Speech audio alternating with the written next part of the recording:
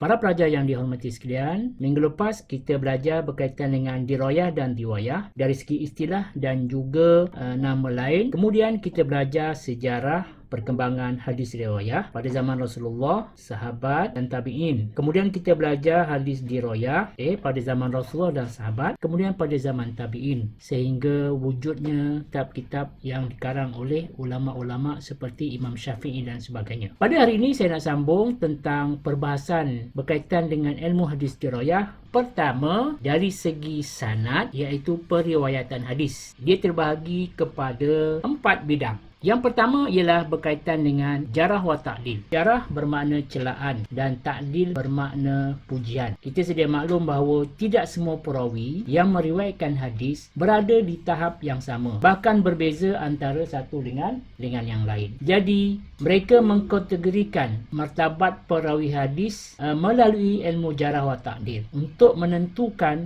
hukum atau status hadis tersebut.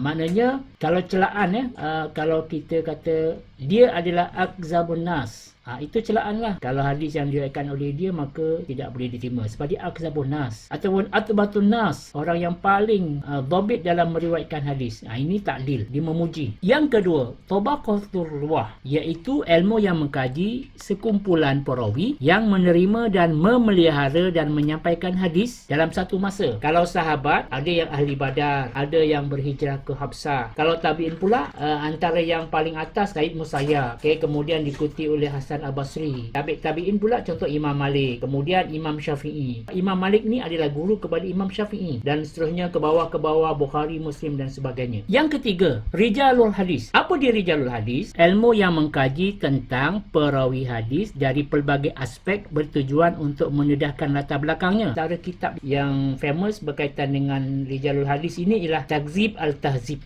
karangan Imam Hajar Al-Asqalani. Dia menceritakan tentang biografi perawi hadis ini, sama ada dari segi sahabat, tabi' atau tabi'in. Yang seterusnya ialah tarikhul ruwah, ialah ilmu yang mengkaji tentang tarikh kelahiran dan kematian perawi dan punca pengambilan hadis. Kita dapat tahu bilakah seorang perawi itu dilahirkan.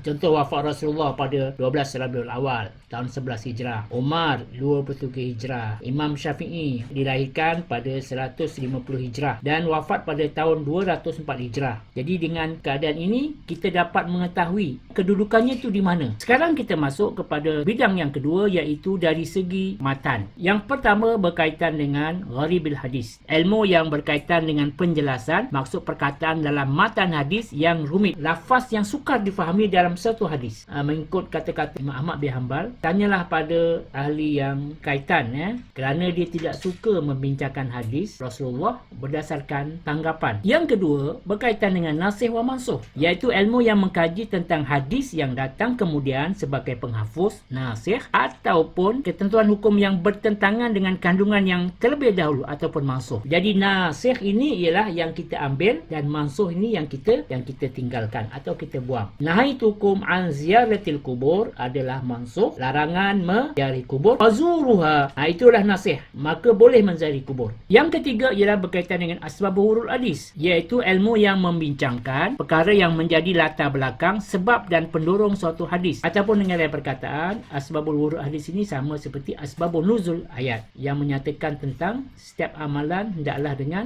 niat. Innal a'malu bin niat, setiap amalan mestilah berdasarkan kepada niat. Asbab wurud hadis ini adalah peristiwa hijrah. Ada sahabat yang berhijrah bukan kerana Allah Subhanahu Wa Taala, tetapi kerana ingin mengahwini perempuan yang dicintai. Yang keempat ialah mukhtalaful hadis, percanggahan antara dua hadis pada maknanya yang zahir, satu daripadanya menetapkan suatu hukum manakala yang lain menafikannya. Sebagai contoh, kita dengar tentang salat qabliyah maghrib. Ada hadis yang menceritakan tentang kebolehan dan ada hadis yang melarang. Jadi maknanya bagaimana kita nak cari jalan penyelesaian? Maka mukhtalaful hadis ini mencari penyelesaian bagaimana kita nak ambil antara dua situasi tersebut. Yang ketiga pula ialah bidang ilmu hadis dari segi sanad dan matan, iaitu yang pertama ilalul hadis, berkaitan dengan kecacatan yang tersembunyi sama ada pada sanad rangkaian perawi, mungkin dari segi nama dan sebagainya, ataupun dari segi matan ataupun teks hadis itu yang boleh menggugat kesahihan suatu hadis. Yang kedua berkaitan dengan tahrijul hadis, iaitu ilmu yang mengkaji sumber asal dan status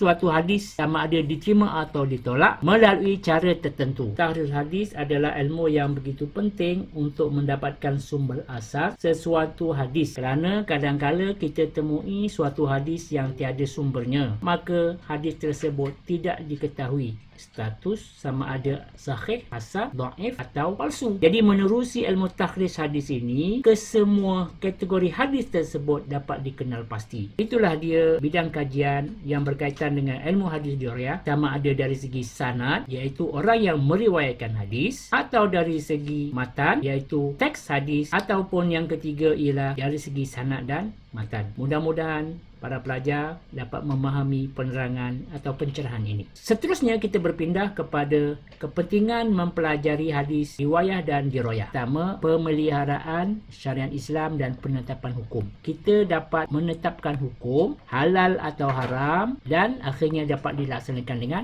baik berdasarkan hadis tersebut. Yang kedua, ulama yang mahir dalam ilmu hadis riwayat akan meriwayatkan hadis baginda dengan periwayatan yang tepat secara teliti berdasarkan teks ataupun matan hadis, sebab kita terus menisbahkan hadis itu kepada Rasulullah SAW. Yang ketiga, ulama ilmu hadis merekod semula apa yang disalin tanpa penambahan dan pengurangan perkataan atau ayat, kerana kita mengambil daripada sumber yang benar-benar sahih. Manakala kepentingan mempelajari ilmu hadis dirayah pula ialah memastikan umat Islam selamat daripada penyelewengan dan kesalahan apabila menerima dan menyebarkan hadis. Okey, yang kedua, membezakan antara hadis sahih dengan maudhu'. Okey, maudhu' ialah hadis palsu daripada sumber pengambilannya. Dan yang ketiga ialah terpelihara daripada sebarang campur aduk unsur-unsur asing. Maknanya kita dengan cara kita mempelajari hadis dirayah, kita dapat menentukan mana hadis yang sahih dan juga mana hadis yang dhaif. Sekarang kita masuk tindakan untuk menggunakan ilmu hadis riwayat dan dirayah sebagai panduan dalam kehidupan. Pertama, dari segi individu.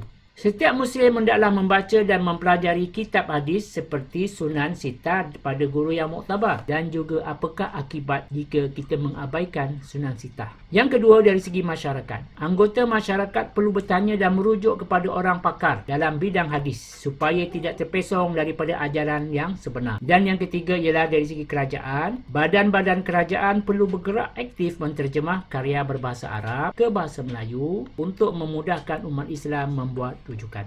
Itulah pencerahan yang dapat saya kongsi dengan anda berkaitan dengan bidang perbahasan dalam ilmu hadis dirayah dan juga kepentingan serta apakah tindakan yang perlu kita ambil apabila kita mempelajari hadis dirayah. Sehingga kita berjumpa di lain waktu, insya-Allah. Belajarlah rajin-rajin, kerana itu adalah amanah yang perlu kita garas agar hadis terus kita pegang sebagai salah satu daripada sumber dalam kehidupan kita. Sekian, terima kasih. Assalamualaikum warahmatullahi wabarakatuh.